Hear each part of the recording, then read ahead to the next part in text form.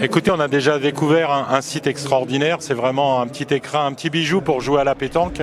Donc première impression, vraiment un grand plaisir de pouvoir évoluer sur ce site.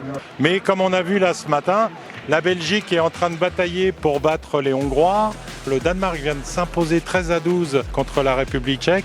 Donc comme quoi, même les petites nations arrivent à fournir un très beau niveau et ça devient de plus en plus dur. Bon, elle se démarque, je ne sais pas si elle se démarque. On a eu chaud cette première partie où on menait 7-0 contre la Hongrie et on a finalement gagné 13-10. Mais ils ont très bien joué en face, donc c'est qu'il n'y a plus vraiment de petites nations comme il y avait il y a 15 ans. Ça devient difficile, il faut très bien jouer.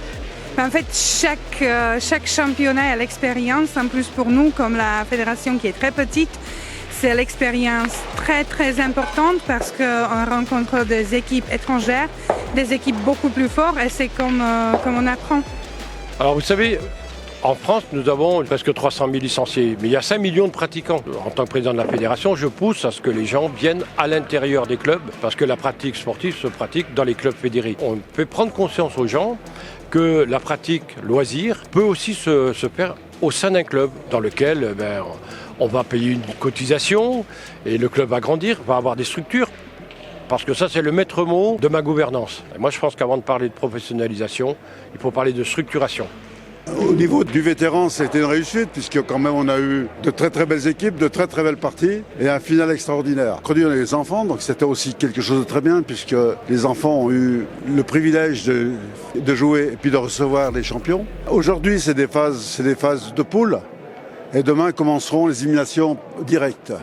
Alors les choses sérieuses, ça commence demain. Aujourd'hui, il y a 16 équipes qui vont se qualifier pour les huitièmes de finale.